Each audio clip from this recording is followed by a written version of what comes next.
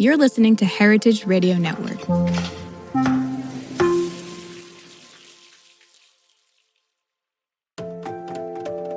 This episode is brought to you by Plugra European-style butter, crafted for those who demand precision and exceptional results in the kitchen. With 82% butter fat and a slow churn process, Plugra gives you flakier crusts, fluffier cakes, and rich, melt-in-your-mouth pastries. Because great baking starts with great butter.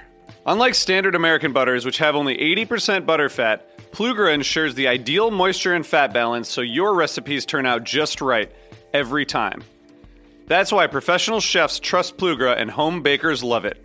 Plugra's slow churn process creates a smooth, creamy butter that gives dough a soft, pliable texture, making rolling, folding, and laminating effortless. Whether you're perfecting a buttery pie crust or layering a delicate croissant, Plugra helps you bake with confidence. Experience the difference for yourself. Find Plugra in stores near you or visit plugra.com. That's Plugra.com.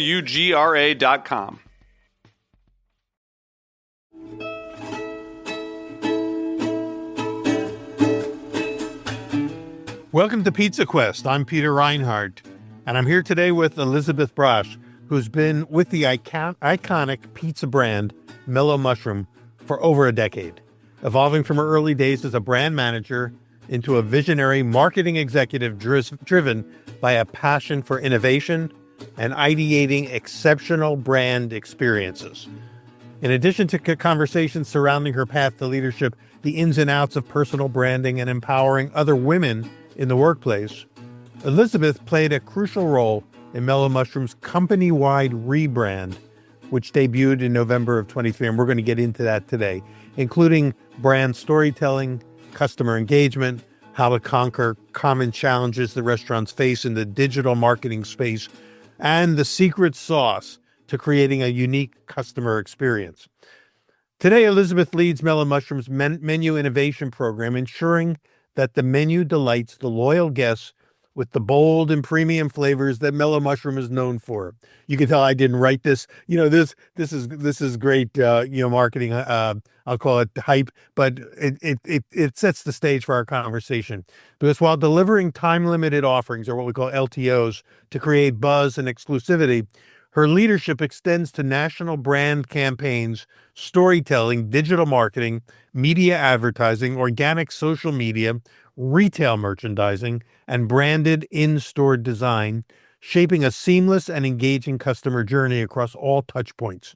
Elizabeth led the brand's largest ever company-wide rebrand that launched in November of 2023, which set the tone and foundation for Mellow Mushroom's future representation in the marketplace.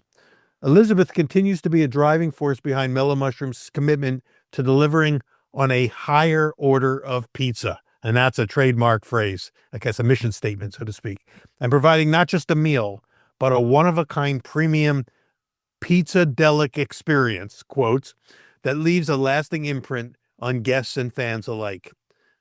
So welcome to Pizza Quest, Elizabeth. After all that great marketing and jargon and hype, let me ask you this before we unpack all that you do. What is the secret sauce that creates a higher order of pizza and a psychedelic, or, well, not psychedelic, a pizzadelic experience? Oh my gosh. Well, Peter, first of all, thank you so much for having me and for that. That was quite an intro. So I know. Well, we can thank Natalie, who works for you, for giving me some of those concepts and terms. And but this idea of a higher order of pizza and pizzadelic, I think, are great phrases, and I think a great place to sort of kick this conversation off. Yeah, absolutely. Well, you did all the hard work for me on that one, so thank you. I'm really excited to be here and have this conversation with you. I've really been looking forward to it. Pizzadelic is, of course, pizza and psychedelic, which, in terms of the Mellow Mushroom brand sentiment and ethos, I don't think you could have a happier marriage, really. But I don't think, one thing I've learned in our business, being a part of this organization for such a long time, is I wish I had one singular answer to give you about what makes the ultimate pizzadelic experience. But there's one thing you learn in restaurants is there's no silver bullet to success. So it's really a combination of a number of factors. But I think one of the things that's really driven the success of the Mellow Mushroom menu and the brand for so many years, 50 plus years now to be exact. Hard to believe because I kind of remember when it launched, and it's hard to believe 50 years have passed. Yeah.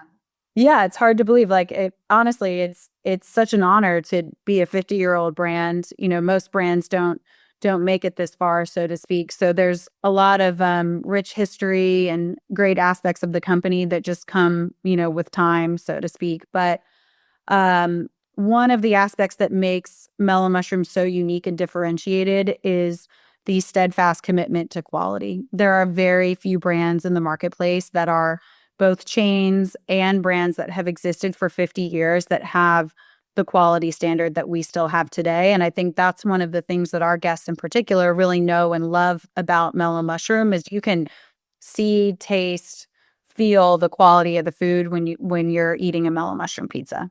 Well, pizza's obviously a lot more, and a pizza restaurant's a lot more than cheese and sauce. But what do you mean when you talk about the the quality of the product? Because every pizzeria thinks that they make the best pizza in the world. So, how do you differentiate, your standards in that area? When we think about quality, it has a number of different aspects, but we've really focused when you look at the menu today and then you look at the history of the brand. One of the things that we've done very differently over time in terms of our approach to menu development is we only change products or items or SKUs when, let's say, in certain instances, it might be a cost savings. But even if it's a cost savings, it still has to be an equal product in terms of the level of quality. Or any instances, we're changing to different products because we want to enhance the quality of that cheese or that vegetable or that ingredient on the menu.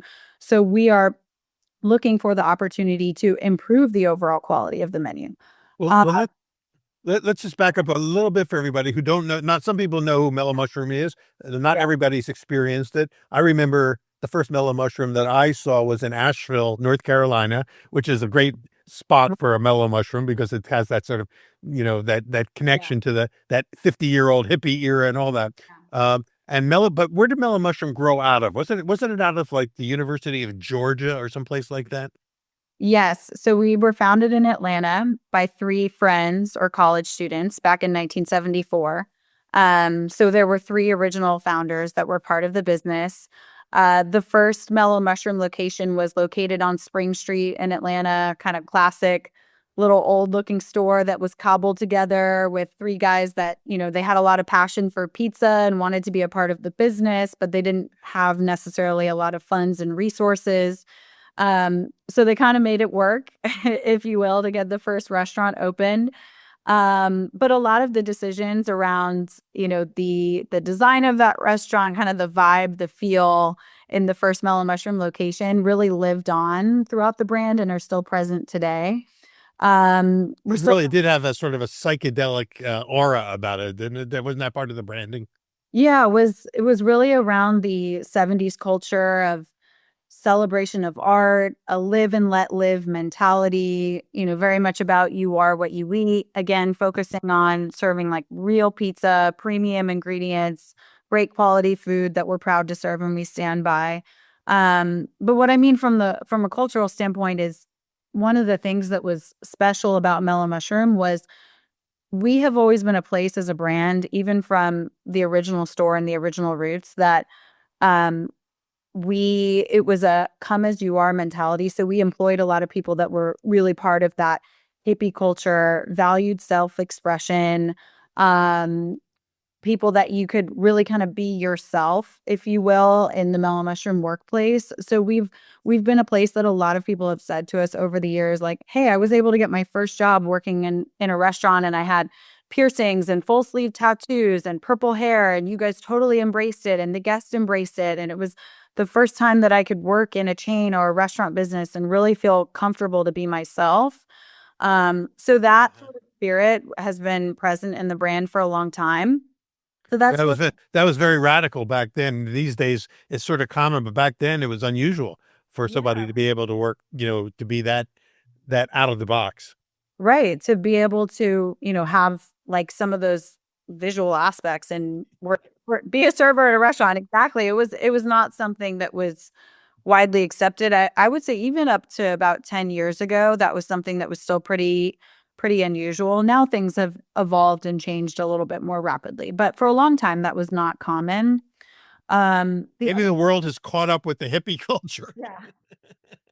Yeah, exactly. Well, now that's the amazing thing about being 50 years old is so many of these trends go full circle, if you will. So now we're kind of back to Like, um Gen Z kind of reinventing some of the things that were popular in the 70s and yeah. 80s that were newer at that time. But Yeah, pretty soon people are going to be serving us in coats and ties and things like that, Right. and conventional 1950s haircuts. Everything comes back around sooner or later.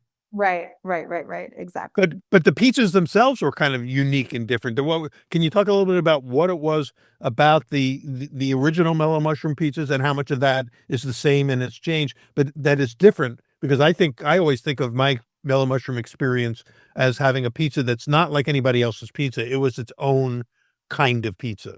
Right. You're exactly right. It's so that's one of the things that makes Mellow Mushroom unique, specifically the crust. So for those of your listeners that are not familiar with our we are a casual dining pizza restaurant, premium stone baked pizza specifically. We have a number of menu categories, everything from we call our appetizers munchies, so munchies to salads to sandwiches to calzones and burgers. But pizza is what we are primarily known and famous for. One of the true differentiators about the Mellow Mushroom pizza experience is the crust. So we have Mhm. very distinct crust. It has I almost like to refer to it as a little bit of a bagel crust, if you will, that it's Uh-huh. doughy, thick. I'm going to describe it specifically for your listeners that are really connoisseurs of pizza crust that like to talk about some of those differences. So it's darker in color. It's made with whole wheat. It also includes molasses and it's five simple ingredients. We've had the same fantastic recipe since 1974. It's a very closely held secret recipe at the organization. And there That's one thing that hasn't changed, and that crust is pretty much the same as from the beginning. And exactly. and I would say, for that was the ingredient you mentioned, molasses is kind of like one of the quote Mhm. secret ingredients. It was a differentiator. You don't see molasses in too many pizza crusts anywhere else. No, you don't at all. And that's one of the unique qualifiers around the pizza and the flavor profile is it makes the crust have just a subtle hint of sweetness to it. And Um, it is similar, like you say, to a bagel, because in bagels, instead of molasses, they use malt syrup, but same idea. It gives it a little darker, earthy base note right, that's unique. Yeah. right. It's very unique. So we've had that same recipe since 1974. And Um, those who know and love Mellow Mushroom, they know us for that crust. If you talk to our guests and you ask them what is so different and special about the brand in terms of the food and the menu, a lot of people will talk about the vibe, but when we're talking about the food specifically, they're going to tell you there's just something about that crust. Yeah, yeah, and like you said, you do a lot more than just pizzas. I was surprised when I went to my local Mellow Mushroom here in Charlotte that there were burgers, and I mean there's a full menu array of things uh, beyond pizza. Even though pizza is what most of us go there for. Um, so Yes. so it is. Has it always been like that? Has it always been kind of a full service restaurant? We've always been a full service restaurant. We originally started as a counter service model. And then throughout the history of the brand, we expanded to full service dining. But we include a full bar in almost all of our restaurants now. Oh, that's Like the I other thing. said, Yeah, very robust casual dining menu. Um, but when we look at, the overall offerings, like I said, it's a really comprehensive experience and the bar quality is excellent too. We have great cocktails, great craft beers. When the brand started, when you look at the 70s, we did originally have some other things on the menu, like some salads, some calzones, some of the other things that we've talked about, but we were primarily pizza and beer. We were pizza and beer, and we were actually a place at Mellow Mushroom. When you look at, the 50-year history, it used to be incredibly challenging to find great local craft beers in restaurants. So that's we right. were one of the first restaurant chains that works locally with craft breweries. This was, of course, before you could buy craft beer regularly at the grocery store like you can today. But for many decades, those craft beers, you had to go to the brewery directly or to very select restaurants. So we have a very entrenched history in working with those brewers. And we were, like I said, originally very focused on pizza and beer. But then over the decades and as consumer preferences evolved and changed, really about 10, 15 years ago was when we started working in the cocktail space. And we did heavily on that since then.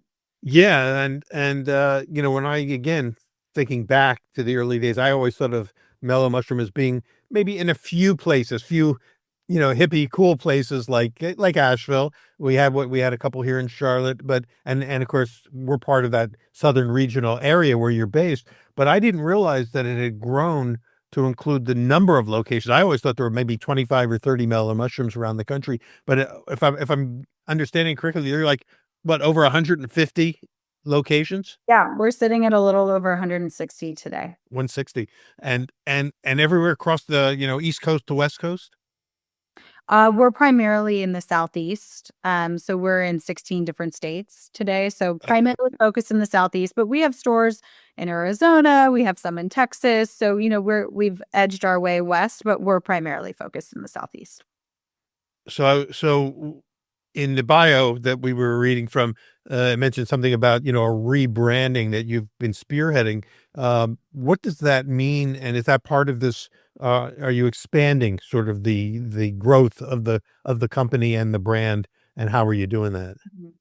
So the rebrand, I'm glad that we're getting the opportunity to talk about this. That is, I think, one of the uh, very important inflection points in the brand's history. I think, there's when you talk about the brand, even when you talk about your own personal life, you can always look back at what you would describe as different kind of seasons or eras, of the organization or of different things that have happened over time. So the rebrand and what culminated in the effort to focus on that was so many things throughout the 50-year history and incorporating a lot of that, but also thinking primarily about how we want to focus the brand and optimize the brand for the next 50 years of the business. Yeah. Oh, and thinking if we had 3 hours for this podcast, I could sit here for 3 hours. I would be here for 3 hours listening to it all because I'm really curious. But before you continue on it, let me just ask one thing: are the original founders still involved? I mean, this is 50 some years ago. They're not kids anymore. They're not college kids. They created a business out of nothing. But are they still involved in the operation? One of the three is still involved. Yes, still an original founder and owner today. Cool. Yeah, which is really exciting. He's very much part of the soul and DNA of the business. But with the rebrand, so that was a behemoth of an undertaking. We are really bullish about the direction and the opportunity that we think it will bring to the organization. Like I said, I could talk about it extensively for hours, but I'll try to, in a succinct manner. I will try to, in a succinct manner, explain some of the decision making around why we decided to do it, and really a rebrand. Just in a nutshell, like using the word rebrand, that's kind of a buzzword that can encompass a million different things. So I'll talk about also what we were focused on. And then I'll talk about what the future looks like, because the rebrand, like any franchise system that has 160 plus units, a rebrand effort and some of the things involved is a little bit like turning around a battleship. It's not a light switch that you can flip on overnight and make some of the changes. So some of the rebrand aspects are still in progress today. Well, one of the things that I would think would be a challenge, and correct me if I'm wrong on this, is that when you've got this many units, and I'm guessing that a lot of these, they're not all company owned, right? They're franchise locations that franchisees come in on. Is that part of it? That's correct. We're mostly franchised. Yeah. So like when you say turning around the battleship, you have to get buy-in from all these franchisees, all of whom were kind of independent. I mean, they were drawn to Mellow Mushroom because it is an independent sort of image that you represent. And so that is a big deal. How do you get them all on board for something that, is because the rebrands can sometimes mean that a brand's in trouble and it has to start over again. But that wasn't the case here. You guys weren't in trouble. You just wanted to take it to another level. Yeah, we really just wanted to take it to another level, exactly like what you said. And it was really about amplifying the magic of the brand. Um, so in terms of, let me explain how what some of the decision making was that led to the investment in the rebrand, and I'll touch on also the franchisees and their, Cool. uh, buy-in and their involvement in the rebrand. So one of the key differentiators of Mellow Mushroom, when you look at, set aside the food for a second, when we're talking just about the environment of the store and the brand, the visual brand identity of Mellow Mushroom, one of the things that made us so different as opposed to how chains typically operate is for 50 years, every single Mellow Mushroom location, in terms of the environment, was a snowflake. No two stores looked the same. You talked about going to the Asheville restaurant. That's one that people talk about a lot. We're, really known for that store. That's a very, very special location. But um, when you look at the environment of the Mellow Mushroom stores, we, historically speaking, we're working with real artists to put real art in these stores. Oftentimes there's, local elements or theming tied into whatever design notes are included in the locations. So all the stores have kind of their own vibe happening, if you will, that makes up the overall artistic spirit of the brand. And for Mellow Mushroom, that was a huge part of our success for many, many decades. The fact that we were a chain in terms of, providing the same level of quality and excellent culinary experience in every restaurant. But we didn't feel necessarily like a chain. And sometimes I think what guests mean when they say something feels too much like a chain is when people are describing a restaurant saying it feels too much like a chain, Yeah. what they're saying in other terms is that that restaurant lacks some sort of like spirit or vibe or authenticity. It comes with, a lot of the decision making that we made around having the stores feel unique and different and special. Uh, In other words, they don't want it to be cookie cutter right. replica. Right. You can, I informally refer to it as like corporate rubber stamp. Yeah. When you go to a restaurant that has kind of the corporate rubber stamp feel, it's very, you can feel it. You can walk into a restaurant and feel that right away. Now there's certain brands that have, that their design is built off of kind of that sentiment or aspect, but it's what the consumer is looking for in that experience. Sometimes you want something really expedient or you want that level of sameness or uh, there's certain brands that I think are really well received in the marketplace that are very much the same from location to location. And that's the consumers like that about that brand. And that's what they're looking for. Well, that's their business plan. Like Starbucks is the whole idea is that every Starbucks should be the same experience no matter where you go. But for unique brands like Mellow Mushroom and other, I think there are some other restaurants groups that follow along your pattern. They want each one, you want it to have its own unique experience. Right. And then people very much feel like, okay, this is my, you talked about the Charlotte Mellow Mushroom. This is my Mellow Mushroom, my local, Mellow. Um, and before, when you look at the 50-year history, like you were saying, it was only until relatively recently that it was more of a quote known thing that we have the number of units that we have. Even when I started with the brand now 11 years ago, Mhm. uh, when I would say I work for Mellow Mushroom, people would say, "Oh, you work for like the store, like the one in my hometown and wherever, Alabama." Like they just assume they're like, "No, no, no, there's more than like two stores." And I would get that same reaction over and over again. So for a long time, we didn't publicize our unit number. People didn't really know that we were a chain, and we were perfectly happy being subtle and behind the scenes and if you know kind of place. Right. Um, so like I said, every location was designed unique. It had completely different signage. So we never produced the same building sign twice. We had, prior to investing in the rebrand, we had 10 plus iterations of our brand character, Mel.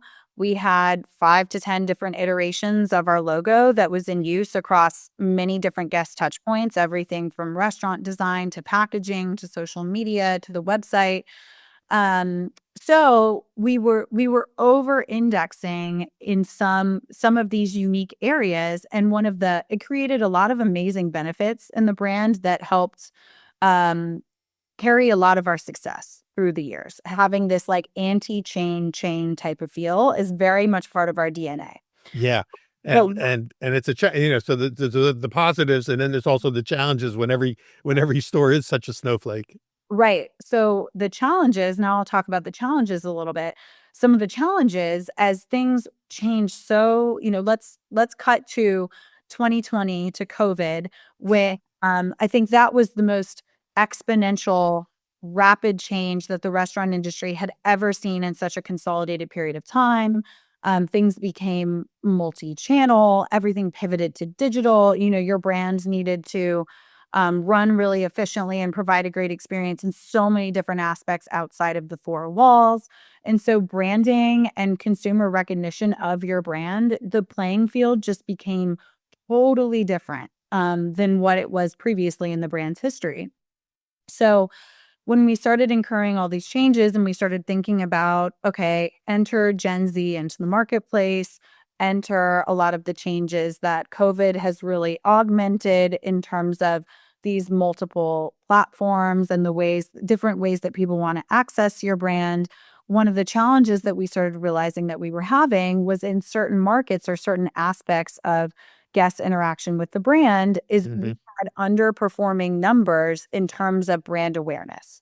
And that is because we were lacking that repetition in the marketplace. Hmm. So what we discovered through, extensive guest research that we did around the store environments and guest recognition of our logo in the marketplace, and we qualified all of this with extensive guest research. So you're not just breathing your own fumes and assumptions about what people recognize versus what they don't recognize.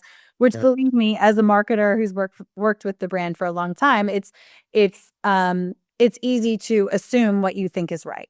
So you have to go through the right research exercises to really validate, what do people think of when they think of Mellow Mushroom? What do You've they got to be able to look at it objectively and not just because you're in the forest and you can't see the trees. Right, exactly. So what we discovered as we were going through this process is that there are certain aspects of the brand, um, like a lot of the art pieces in the restaurant and certain aspects of the experience that are so beloved, being real, authentic, cool, psychedelic art. Hmm. And there are certain aspects of the brand and some of the channels where guests want that immediate recognition and clarity because they don't want to work so hard, so to speak. Think about how noisy the marketplace is today. Yeah. But compared to when the brand started 40 years ago, when we had, 40, 50 years ago, when we had a different mentality, now you have 1,000 times more advertisements that you're hit with every day. The marketplace for just restaurants alone is 100 times more saturated with options. People are overly inundated today with more information and constant, communication, whether it's on your iPhone or you're walking down the street or you're listening to podcasts like we are right now. People's brains are so overly inundated with information that there are certain aspects of the brand that need to be crystal clear and provide a great, easy to use guest experience. So, what that looks like more tactically is there are certain aspects of the brand that where this magic that I'm describing in terms of the artistry and the authenticity needs to absolutely continue and live on. And then there's certain aspects of the brand that need more defined brand DNA and consistency so that the consumer, pathway to purchase is just a better experience. It's really, at the end of the day, it's all about providing the best experience to our guests. So what that looks like in terms of the consistency side is having consistent logoed signage on the exterior of our restaurants. So when you pull up to the shopping center and you're looking for a Mellow Mushroom, boom, it's right there. Yeah. And that might be the same logo that you've seen in an email that you've received from us, or that you saw online when you were looking at our website. So there's certain aspects, we call it a freedom within a framework approach. So if you think about a stacked framework of your touch points and the advertising of the brand and the experience, and this is freedom, and this is more close to elemental framework. There's certain aspects of the brand that should be unique, of the moment, very expressive, more about the artistry, differentiated from market to market, or maybe, come for a few months and then go away. And then there's certain aspects of the brand and the experience that should be consistent and recognizable and reliable. Well, that's interesting because I mean, a lot of the people who are listening to our conversation now are in the business themselves. Many of them dealing with some of the challenges that your company has faced. Maybe looking. I mean, this is like, in a way, a master class of what the process your company went through in order to take the next step. In your growth and evolution, which is also an important step. And it's a what's the word I'm looking for? It's like a landmark when a company reaches the point where you have to take that step. Not every company has been able to do that. They've been stuck for whatever reason, and not known how to grow it. And other companies are at a place where they're going, okay, how can I do what they're doing? And so I think that, you're bringing a lot of your research and the principles that you followed for how to grow a brand. And really, that's what we're talking about. How do you grow a brand? Right. And you asked me about our franchisees. And I think, to your point, I'll be honest, when I first started the team on leading us through this journey and this process, I was a little bit nervous about what the reception might be. This was before we had any of the results, like the new logo, even. Like, Yeah, right, right. this is when we were just dipping our toe in the pond of, okay, let's think about if we were to rebrand, what would this look like? What would the process be? And how do we want to develop these things? And we have, one of the things that Mellow Mushroom is so blessed with is we have a lot of very passionate, invested owners. They Mhm. love being in the business. They feel very passionate about their Mellow Mushroom, like I'm describing. And they feel really passionate about the brand, and they have strong opinions about what the brand, is or is not. And in beginning to socialize Mm. these efforts and a lot of these ideas with our franchisees, we found that, especially coupled with the research, and the facts behind it, and with the understanding that this is not, for Mellow Mushroom, this was not going to be a flat approach. We're not just going to, okay, consumers want recognition, so now everything should look consistent and the same, because that would be completely the wrong thing for our organization. Maybe That would be, yeah. it's right for some others, but for us, we took the time to make sure, okay, let's amplify and actually better the quality of the things that should feel unique and have that like artist sensibility of the brand and the soul of the brand. Let's look for ways that we can develop and systematize things so that those aspects that are artistic and special are even, further elevated and supported. Mhm. Things that are needing this like level of consistency, let's look for ways that we can do that that's going to have the best impact on our franchisees' business. Also provide lower input costs for some of these elements like signage and some other aspects of the brand.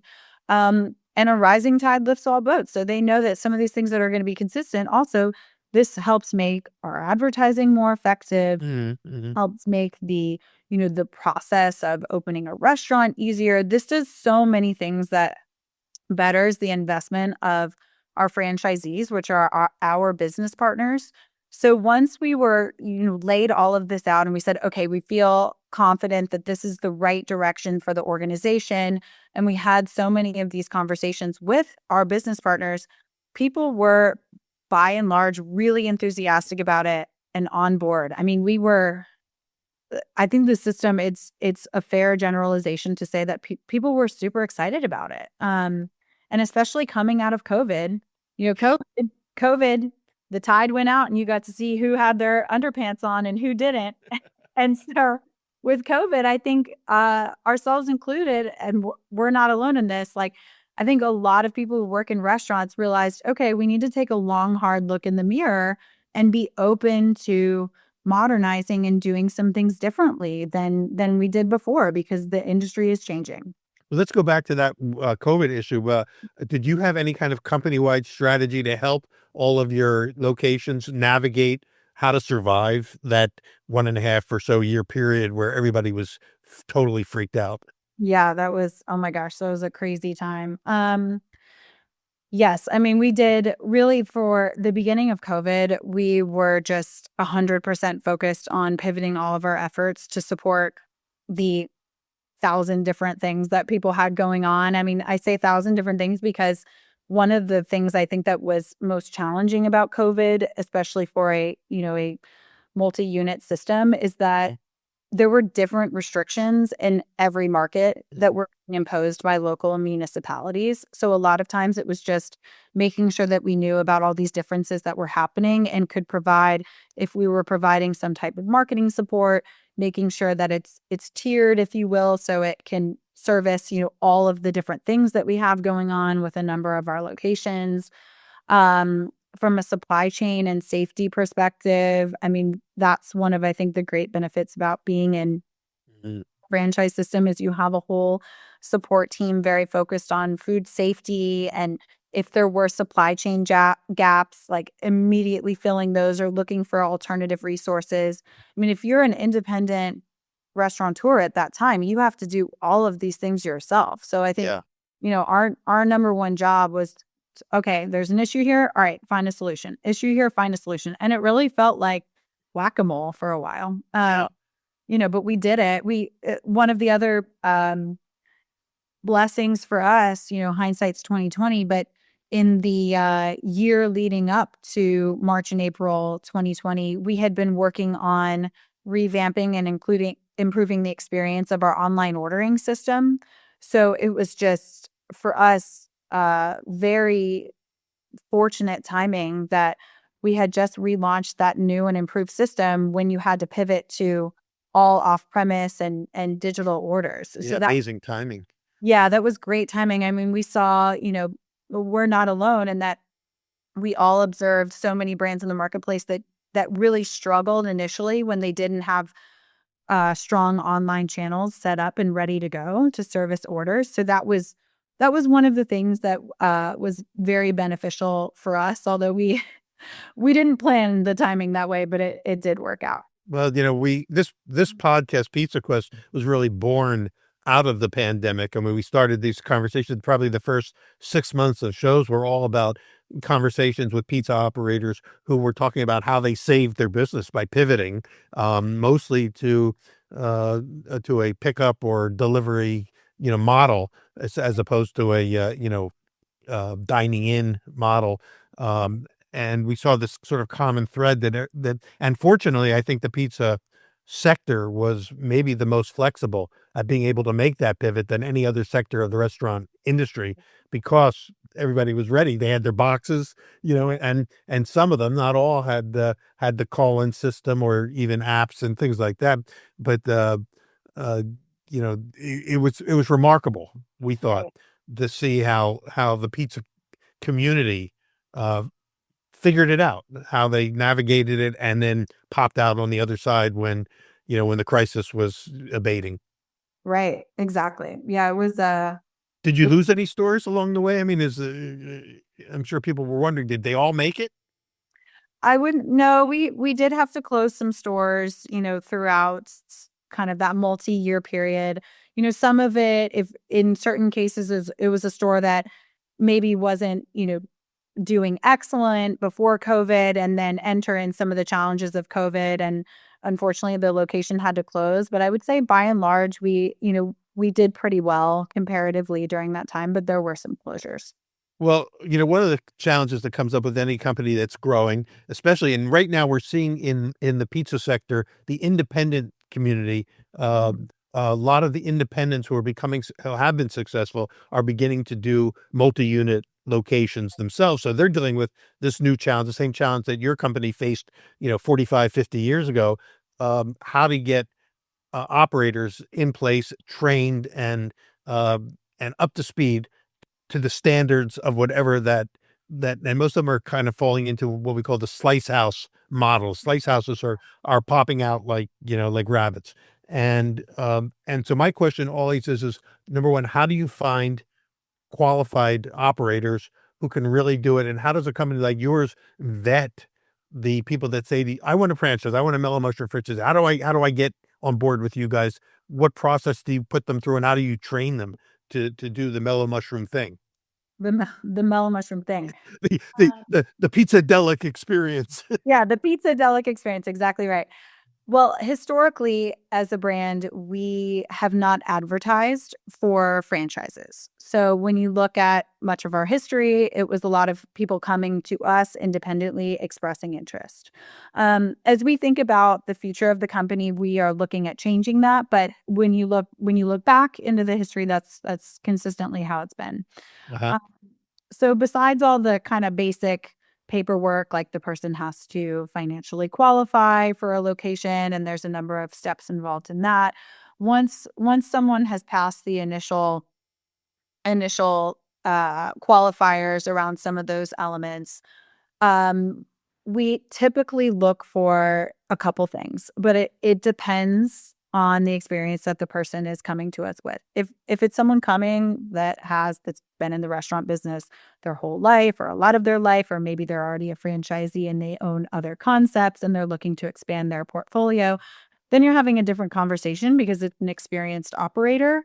Yeah. Uh, Versus sometimes we have had, especially when you look at the history, we have had franchisees or people come to us to invest in a Mellow Mushroom where they don't have a lot of restaurant experience. Mhm. Um, and for that, there's a couple elements that are involved when we have those types of situations. First and foremost, the most important thing, even if you are an experienced operator, the most important thing that we've noticed is that you have a great general manager in your restaurant. The restaurants that have a great general manager that perform really well, everything else typically tends to follow in suit. Like, In other words, leadership is so crucial.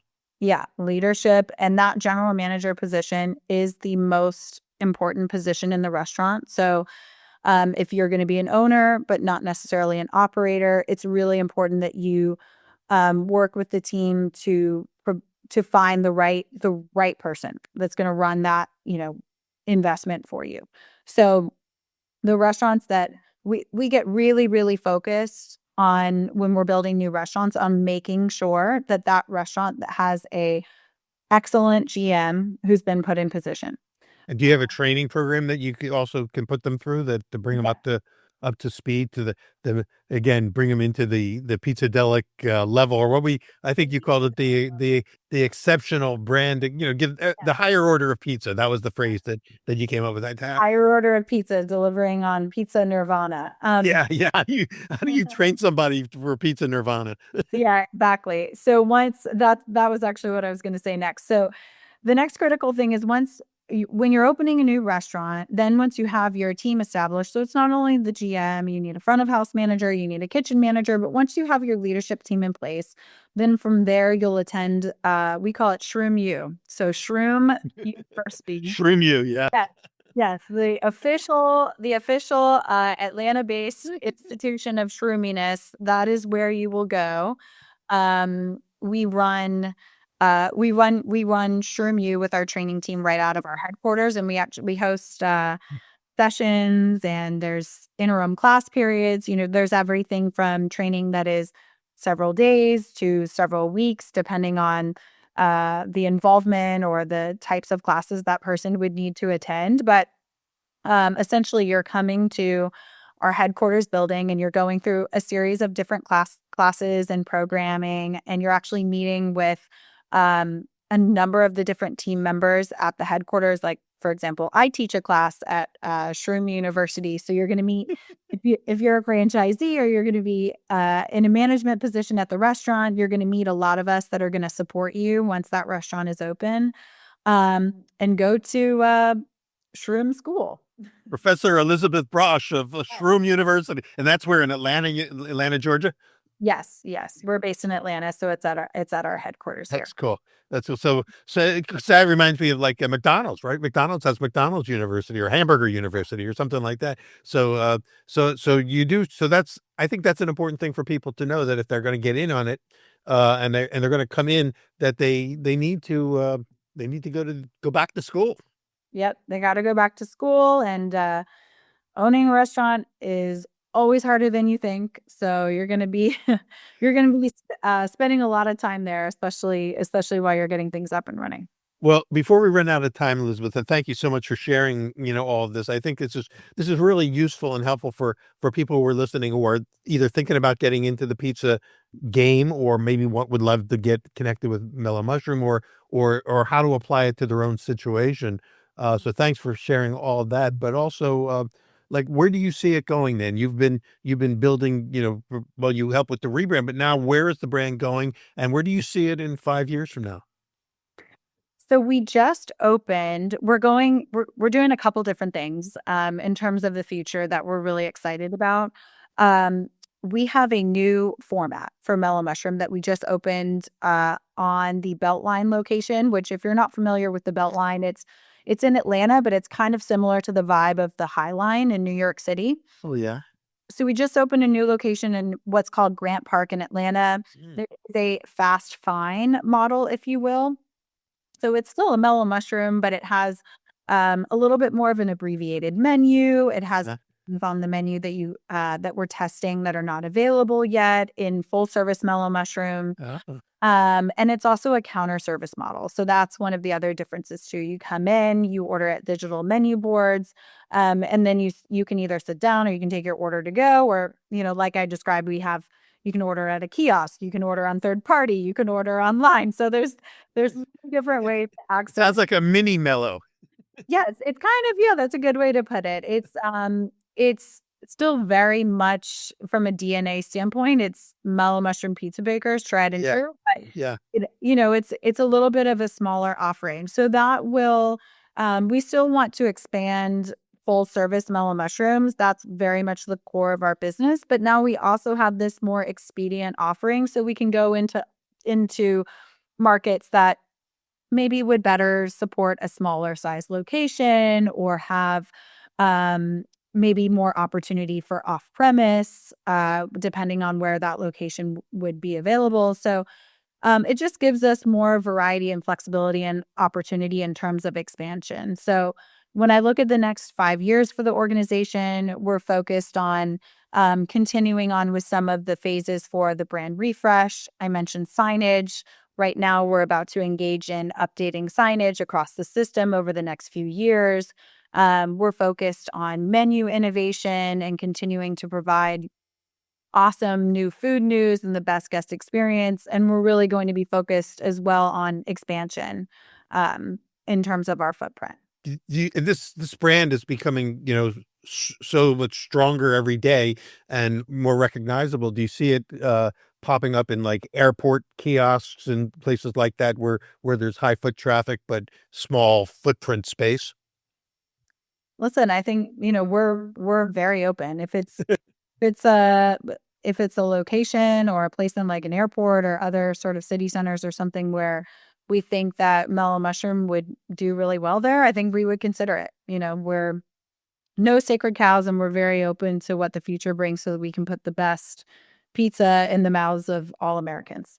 Some brands have. I'm thinking of this one restaurant in New York that was famous, a one-off restaurant that now has become a ubiquitous brand, Rails or RAO. I call it Rouse, but I think people pronounce it Rails. And they started out with this great little Italian restaurant that just did basic Italian food, and now you can find Rao's pasta sauces, frozen pizzas. I mean, the brand is everywhere.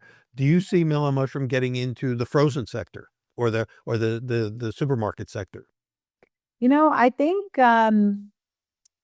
like I said, I think I have kind of the same answer about that. It's not something that we are aggressively pursuing at this exact moment, but we wouldn't say no, So if the right opportunity comes up and we feel that we can also provide a great representation of our product in that format, then we're open. Well, you've got about 160 locations now. How many, what's your sort of strategic plan for how many new locations you want to open in the next year to 2 years? Right now we're working on our development pipeline. So we'd love, towards the end of this next 6 to 10 months to have another 10 in the pipeline. And then, like I said, we just opened this new fast fine iteration of the brand. So I think once we really get some traction with that, we've only had a few months of business. So once we really get some more momentum there, that will create additional interest and opportunities for other markets. And we're seeing now with casual dining mellow mushrooms too. Now that we're over the hump of COVID, if you will, I think there's a new the marketplace for casual dining has really been reinvigorated, if you will. There's a lot more opportunity. So the future looks very bright in that regard. Well, it seems like the sky's the limit as long as you can accomplish the one thing that you started out with from the very beginning, which is this incredible experience, a unique brand experience that starts with quality. And I think people, it's as long as they can go to any location and feel like they're going to get that same great pizza, that unique mellow mushroom pizza with the secret, I'll call it the secret molasses hidden flavor in there, whatever all the little things that you built into the brand. If they can keep having that experience, then they'll be happy. You'll have happy customers and continued growth, and then finding out really good operators. So it sounds like you guys have. I guess the hippie term would be from back in the back in the early days. It seems like you got your shit together, and you've put together a team that can grow for the future. Yeah, exactly. So we can, as we say, keep on shrooming. Yeah, shrooming. Yeah, and you said you've only been with the company for what, 10, 12 years. What did you do before that? Have you ever, number one, have you ever been on the pizza side of it? Have you ever been made pizzas in any of the locations, or did you come into it from a whole different angle? Ooh, I had a very short stint in operations as an intern. I would say maybe 15 years ago. So I like to say I know just enough to be dangerous. Yeah. But if you want a perfect pizza, I have excellent team members that will. That's right. Yeah, well, Yeah, exactly. call in the leaders. Well, thank you, Elizabeth, so much for sharing all of this, for giving us a deeper taste of the vision, and I just wish you the best of success. I'm looking forward to. I've got to now. I think that one of the locations, I think, here in Charlotte closed during the pandemic and did not reopen. The other one is downtown, right near the ballpark. I'm not sure if there are any other new locations opening in the area. Do you happen to know offhand if Charlotte is in a growth mode? In your area in particular, there's nothing that I could share publicly at this point. Okay. Yeah. But Okay. we Well, I'll have, just we keep an eye on our press releases, because as it does become publicized, we do now we're more outward with that information as opposed to what I talked about in terms of our history.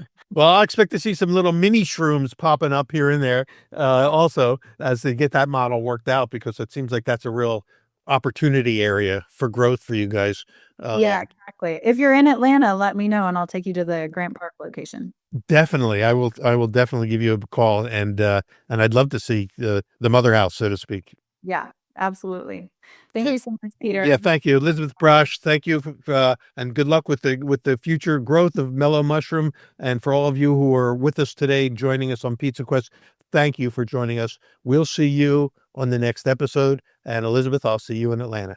All right, sounds good. Bye-bye. Bye. Pizza Quest with Peter Reinhardt is powered by Simplecast.